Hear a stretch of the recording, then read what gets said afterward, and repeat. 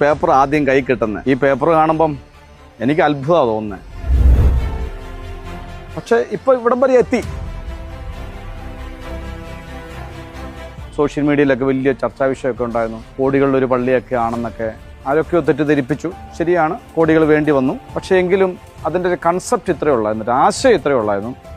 കർത്താവിന് കൊടുക്കുന്നത് ഏറ്റവും നല്ലതായിരിക്കും. നമ്മുടെ വീട്ടിൽ ഒരു വൃക്ഷത്തിൽ നല്ല ഫലങ്ങൾ ഉണ്ടാകാൻ തുടങ്ങിയാൽ അതിലേറ്റവും നല്ലതാണ് നമ്മൾ കൊടുക്കുന്നത്. ഈശോയ്ക്ക് കൊടുക്കുന്നതൊക്കെ ഏറ്റവും നല്ലതായിരിക്കണം. അതിനോടാണ് ഈ ദൈവജനം മൊത്തം സഹകരിച്ചത്. അങ്ങനെയാണ് അവർ ആ ആശയം ഉൾക്കൊണ്ടു. നമുക്ക് ഏറ്റവും നല്ലത് പണിയണം. അല്ല, അച്ഛൻ്റെ പാറപ്പള്ളിക്കാരുടെ അഭിപ്രായം എന്താ വെച്ചാൽ ഇടവക്കാരെ നന്നായിട്ട് ഒരു ആ ആശയത്തെ സ്വീകരിച്ചില്ലേ. പിന്നെ ഇത് ബൃഹത്തായ ഒന്നായിട്ട് മാറുന്നതിന്റെ പിന്നിലെ കാരണം ഇത് അതിരൂപതയുടെ പൊതുവായിട്ടുള്ള ദേവാലയമാണ്, തീർത്ഥാടന കേന്ദ്രമാണ്, പരിശുദ്ധ അമ്മയോടുള്ള വലിയ ഭക്തിയുള്ള ഒരു ജനതയാണ്. അതുകൊണ്ട് തന്നെയാണ് അതിന്റെ തികവിൽ നൽകുവാനായിട്ട് ആൾക്കാർക്ക് താല്പര്യമുണ്ടായത്.